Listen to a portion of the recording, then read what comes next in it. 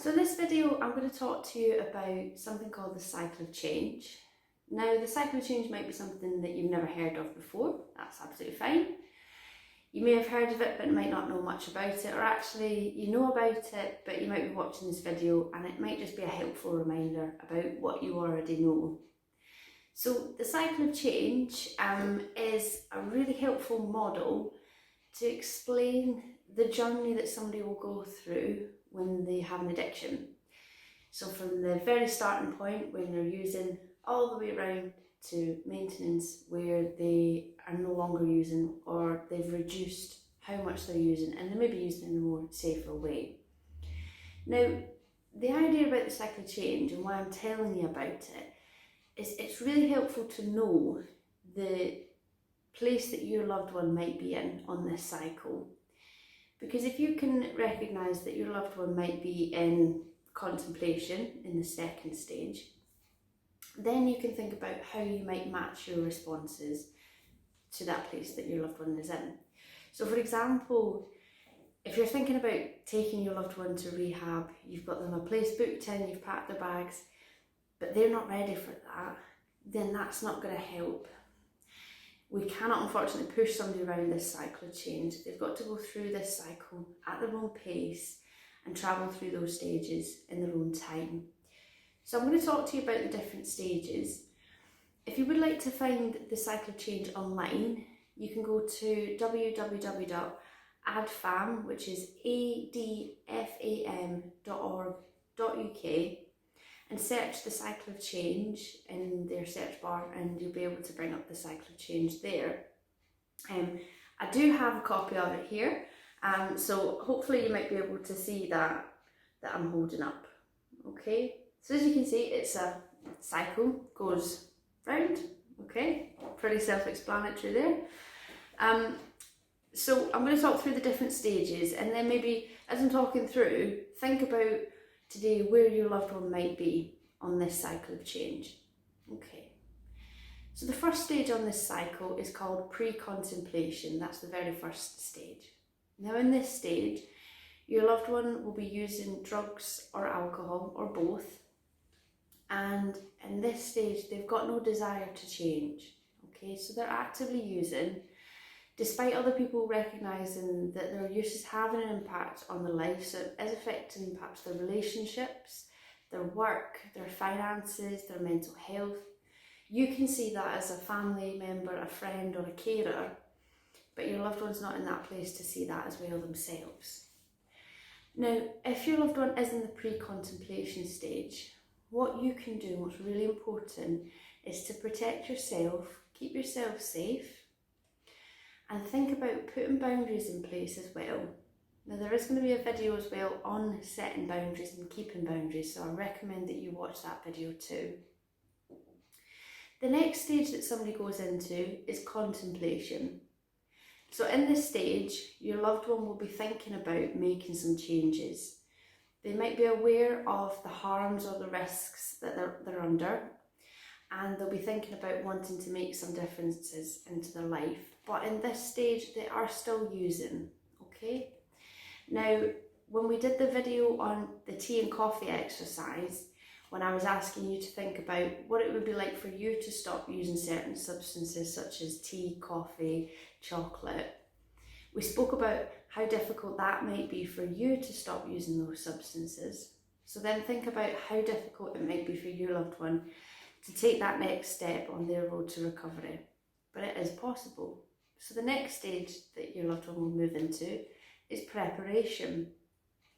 So in the preparation stage, they will be thinking about what changes they want to make. So they'll be thinking about where they might want to get some support from, if they want to get some support. They'll be thinking about, do they want to cut down? Do they want to stop using completely? So they're getting themselves ready. Then they head into the action stage. So in the action stage, this is where you will see your loved one trying to cut down on their intake of either drugs and or alcohol. They might be accessing support from a treatment service such as CGL, which stands for Change, Grow, Live. They'll make their own plan, okay? So we might think that that person needs to stop drinking. They might be thinking, I want to cut down and I want to drink in a more controlled way. Now they need to find their own goal, they need to work out their own treatment plan, and they need to find out what works for them. And it might be that controlled drinking works, but they might learn that controlled drinking doesn't work, but they have to find that solution and that way forward themselves, okay? Because this is their journey that they're on, not ours.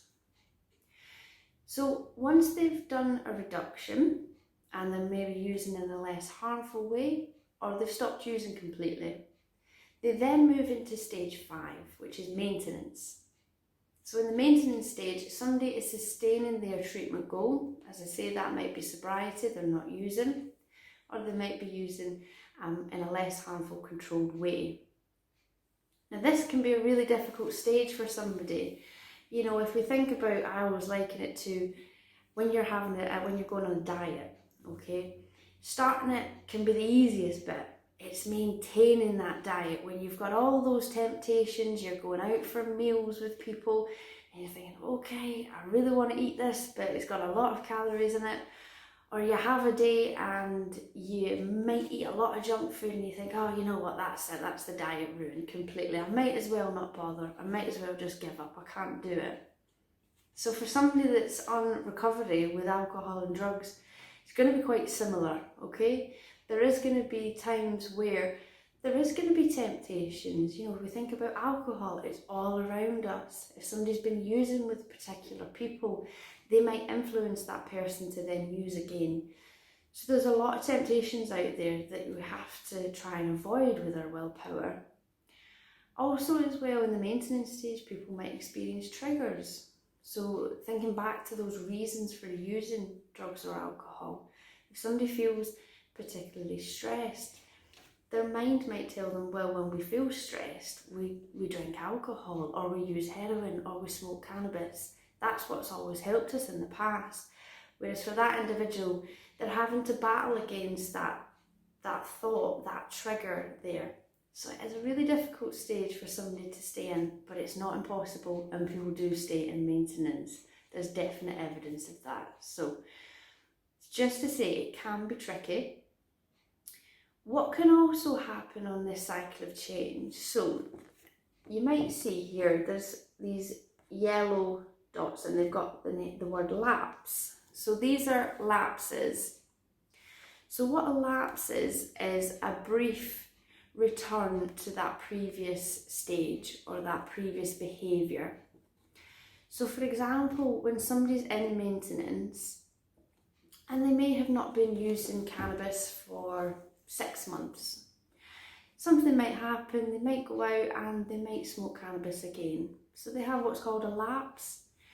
But then they recognise that actually I don't want to continue using, and they get back on track and they're back into that maintenance stage again. So it's just to be aware that lapses can happen when somebody is in the maintenance stage. They are in recovery, but it's not to say that that means that they're right back at the beginning. Lapses, I always think of lapses as like a building block in somebody's recovery. When somebody has a lapse, they can take something from that, they can learn from that, and it helps to build their recovery even further. Now, you can have a lapse, but you can also have a relapse. So the difference with a relapse is it does take you back to the beginning on this cycle. So if you can see here, there's lapse and then there's back into pre-contemplation. So if you remember when I was saying about pre-contemplation, that's when somebody is actively using and they're not wanting to change, okay? Somebody can go back into that stage, okay? Now with the cycle, somebody might go around this cycle on average half a dozen times, okay? 5, 6, 7 times, they might go around that cycle. They might go around that cycle once. They might have been using cocaine for a year, year and a half, and then they go into treatment. They recognise that actually this is having an impact on their life, and they make that change and sustain that change. So it's important to think about where your loved one is, thinking about how you might support them in that stage. Because as I said, if somebody's not quite ready, if they're in that pre-contemplation stage, where they don't want to change just yet, there is no point of us trying to force them around that cycle. Another thing that we always tell our clients around addiction is something called the 3 C's. So if you're affected by somebody else's addiction, think about these 3 C's. So they are, I didn't cause it, I can't control it, and I can't cure it. And I think once you can get to a place of understanding those, remembering those as well, and accepting those, it can help lift that responsibility from yourself. It can bring some breathing space for yourself as well, to think, actually, okay, this isn't my responsibility to fix. This is their journey that they're responsible for, but I can help them as long as they're ready to help themselves as well to make those changes. So as I say, check out the AdFam website. Again, that's www.adfam.org.uk for information on the cycle of change.